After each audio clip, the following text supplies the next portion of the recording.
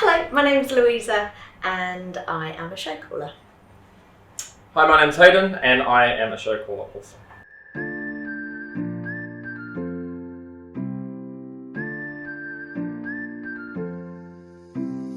I say the role of a show caller is like the conductor of an orchestra, moving all the parts around. Yeah, it's kind of keeping them in check, right? Like making sure that all of them are doing what they need to be doing when they're being asked to do it. It's just on the other side of the table than the orchestra conductor. Yeah, lots of standby and go. That's what we say a lot of. We should have t-shirts made. Yeah. Standby and go. That go on the back and standing by on the front. Yeah, we need to have to turn around. Oh yeah. I mean, anything, being a show caller and selling myself as a show caller, I'm going to say every single event needs a show caller. Every single event needs a show caller.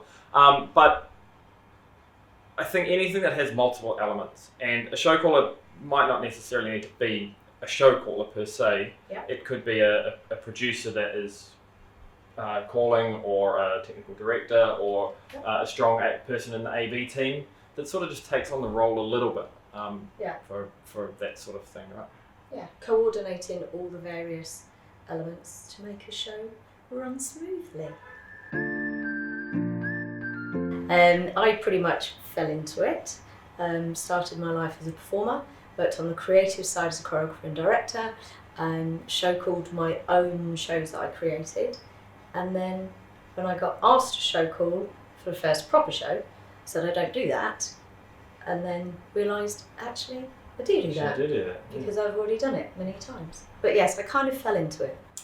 See, I was quite similar. I sort of just ended up doing it. I had been around show callers when I worked in theatre, but they were always calling to me. And then when I was working for an AV company, often there wouldn't be a show caller, and it would just fall to me as the project manager to call it. Cool. So I also just sort of ended up falling into it, and then when I went freelance, I realised that there was work available for freelancers, and sort of kept going with it.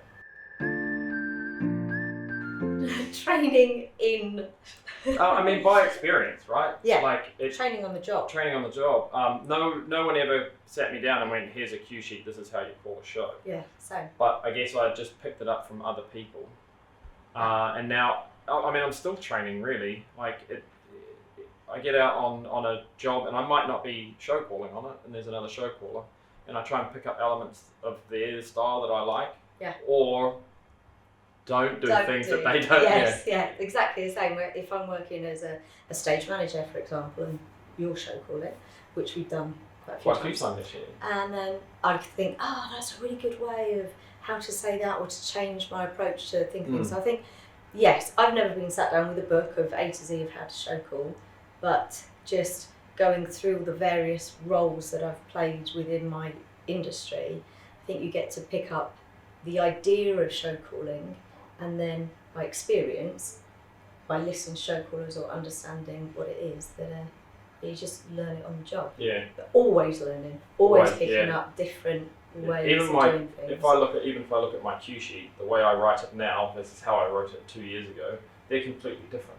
I'll go and get my last year's show file from 2 years ago. I'll just copy that one, and I look at it, I'm like, I'm really going to update this because I just have to change it. And it's the same when I get someone else's that they send me one. They're like, here's our cue sheet. It might be in quite good state, but I'm like, I can't deal with it. I've got to do it in my way because it's so much more simple and I understand it. So.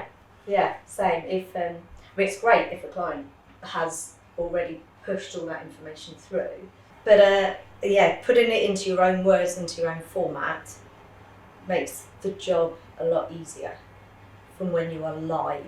Yeah. Especially if, as it always happens in live events, something changes last minute, something may go wrong, a speaker may turn up late, or all of a sudden we're waiting for a certain person to arrive, and so we have to fill time potentially, or we have to change our blocking around.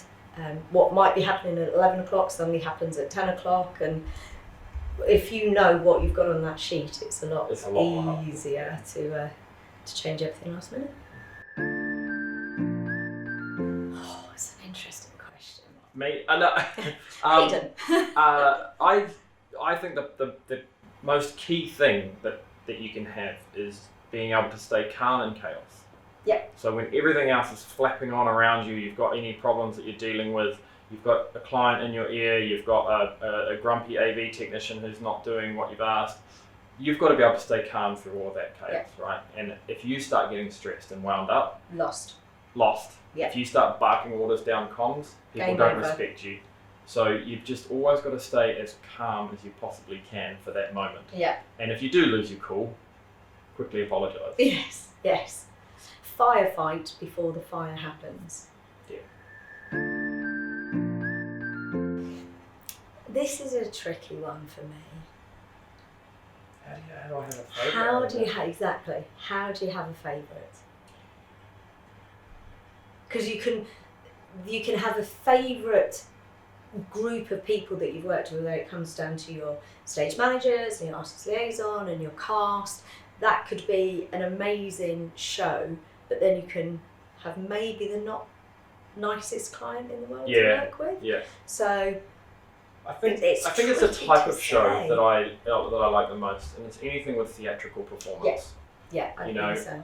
As much as I love the corporate world, and it definitely there's good work in it, and there's fun shows, but anything that's got more of a theatrical, musical type performance.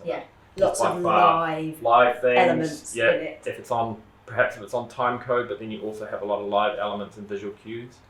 Those are the ones that I guess still get my heart racing a lot more than a corporate show. But I also do fun corporate shows as well. So yeah, but I can't put my finger on like my one favourite event. I couldn't.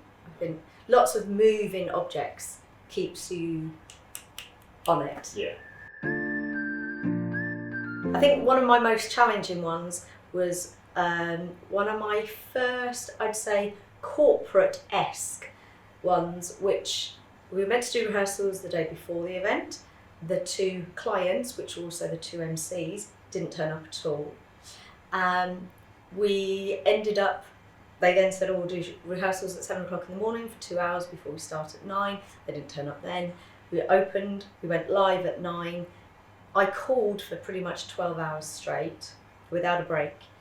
And it was their manager was just coming to me all day saying, this section is going to there and that section is going to there. And it was just rolling, changing constantly. It was insane. I didn't get to eat all day. I stopped drinking water at one point because I didn't have time to go to the loo. And it was insane. So very challenging. You couldn't have been more prepared for an event that could go completely wrong. You could have walked in without knowing any information of this event and still been at the same point as having a full show run because the piece of paper went out the door straight away. It was fly by the seat of your pants. See, I've got two that spring to mind. One, the generators went down on doors. They opened doors, generators, system of a down, all of them. But so we had to hold doors. But once we got that running, the show was fine. But I had another one where it was do forum for an e-gaming type thing, and I didn't realise that I was being booked as a TV broadcast director show caller. Oh wow. Yeah. So I had to get my head around that. Which it wasn't that far different, like once you get your head around calling the MCs and things. Yeah. But I sat down at 10 a.m. when we started rehearsals. I left the venue at 2:30 in the morning and I had to drive back to Dubai. It was horrible. And the same thing, no breaks. We were having to get Deliveroo to deliver to the back of Do Forum. We were running out, me and the camera director, grabbing our food, grabbing coffee. No one was looking after us. Same thing, we're like, can't drink water for the next hour because we've got 2 hours of show and you can't leave.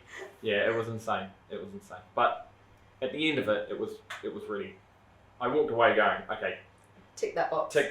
It was a good job. It was just a horribly long day. Yeah. Keeping your brain going for that long. Keeping focused. Yeah. I was backstage. I wasn't even able to watch live. I was just having to watch screens. That's the hardest bit if you can't see it live. Yeah. I've done a couple where not in the room when you're backstage or in a side room, and the delays trying to cue early because you're hearing it 2 seconds after it's actually happening is quite challenging. Yeah. That's it. Yeah. I thought it was great. I could sit at home, I'd set my ironing board up, and I'd have my one computer on the ironing board and another one on my side table. One would be running Zoom, one would have the script in front of me, and I didn't even have to leave the house. Lovely. Brilliant. But I think it got old quite quick, right? Yes. There was that novelty factor and the kind of adrenaline of what happens if my internet crashes, what happens if their internet crashes, what. Yeah. But I think I'm glad it's back to being virtual or in person or hybrid. Yeah. Because it was getting a little bit old by the end of it. It was quite dry. Yeah. There was just, without having a whole team actually next to you or a stage in front of you, it just began to get a bit. Yeah. I mean, grateful, obviously. Yeah, totally grateful during that time for virtual events, but definitely I prefer being in a live situation with a team. Yeah, definitely. Ooh, how long have we got? Yeah, I was going to say, is there an average journey? I don't think there is. Look, if we were to write down what an average journey should be. Yes. So it would have been maybe a few days before having getting booked, getting a purchase order, yes. Getting some form of renders, brief, floor plan, the show book in its state a few days before, MC script. The concept of the show. Yeah, turning up on site would be straight away meeting with the producer. Or whoever is, or client, producer / client, whoever's got the most amount of information. Getting a brief from them, feeling like we're drinking from a fire hose. Like, just so much information to take in. And then it depends how much time you've got, right? Like yes. If you've got meeting the AV team. Meeting the AV team. And going, yay! And sometimes, yay! And then, it's content. But it depends if you've got to rewrite the cue sheet, get the content together. That might have already been done for you by the technical director. Seldom, but chasing for it. Chasing for the changes. Need it right now. And then it's sitting down with the AV team and just getting going with it, really. Yeah, starting rehearsals, running the show, and then changing the show, and then changing it back. And then suggesting a way to do it. And then someone coming to you going, I've got this really good idea, and it's your exact idea that you gave them an hour before. Yes. And you say, that's an excellent idea. Yeah. We'll do it your way. Yeah, we'll do it that way. That's a good idea. Yeah. The team. Oh, this is the whole team, really, isn't it? But I guess the closest bond that I have, or the people I end up talking to the most, would be probably the video guys, and not to take anything away from audio, they're usually off comms anyway, and the lighting guy, but it's typically the video that we end up talking to the most, or graphics, or both together. Or if you've got a lot of performers, your stage management team. Stage management team was where I was going next with it. Yeah. They're the other one. I know, yeah. They're the other one you have a really close bond with, but realistically, it's like the magician's magical rings, right? Yes. You've got to have all three of those. You can't just have one or the other. It's everyone working together. If one of the team is not on board, you might as well stand behind the desk and do it yourself. Exactly. Yeah. Again, a toughie. I think I know this.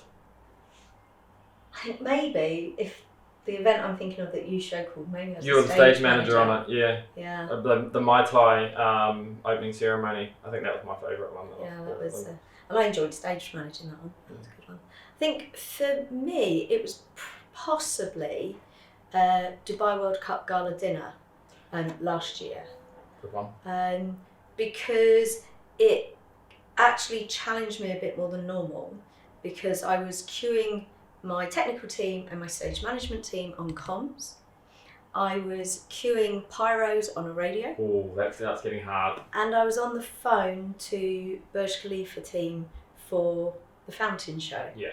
So, and at the same time we were waiting for HH arrival, So probably getting WhatsApps about the yes, updates on that. So how many getting more messages and people in my ear. So I think although it was quite a challenging one, it was probably my favourite to do because I like, okay, this is a challenge, but I've been able to get through and do it, and it was quite a fun one to do as well. Do you know, I've thought of a better answer. Oh. We love all of the events that we do with Energie. We do. We love all the Energie events.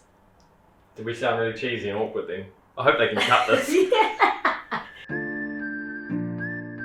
Fabulous. And without actual sarcasm here, like, it really, really good team. I really enjoy it. Yeah, I do. Everyone that comes on, there's never a sort of weak person in the team. No. And if someone doesn't know something, they'll typically ask. They'll be like, oh, you know, what do you want me to do for this? What do you want me to do for this? Yeah. Without being cheesy as well, it is almost like a family unit. Yeah. And because you end up working with the similar group of people on events, you don't have to talk through how you're going to show call or how I would do something as a stage manager. A lot of us go back quite a way anyway, right? Yeah. Like, a lot of us have known each other since either we've been out here or, you know, in the last 7-10 years. So a lot of us go back a while anyway. Yeah, definitely. So it's almost like turning up with your favourite work colleagues again. Yes. Reminiscing about some the of last gig, the last just on the gig, week before. and then having a laugh on the next one. And even some of the sort of more junior people that are coming up through the ranks, they're not afraid to ask questions. They're not, you know, and they've been trained by the other people that we always work with. So you know that they've been trained well. You know, it's like one of the guys is like, oh, well, I'm often with Louisa and Poppy, and they've taught me. I was like, I can tell. You know, like, just the way that he was on comms, the way he was talking to me, I could just tell straight away that he had training from someone. Tricky one. I think over here in the UAE and in GCC, I think we've maybe had opportunities to call some amazing events. I certainly know if I was still in London, I probably wouldn't have opportunities to call some of the kind of events that I have show called here. But if I was to go, my ultimate dream show calling, it would be something like an Olympic opening ceremony. I was going to say the same. A big opening ceremony. Yeah. But it doesn't even have to be a big opening ceremony, but just opening ceremonies or closing ceremonies. It's just awesome. They are just awesome. Yeah.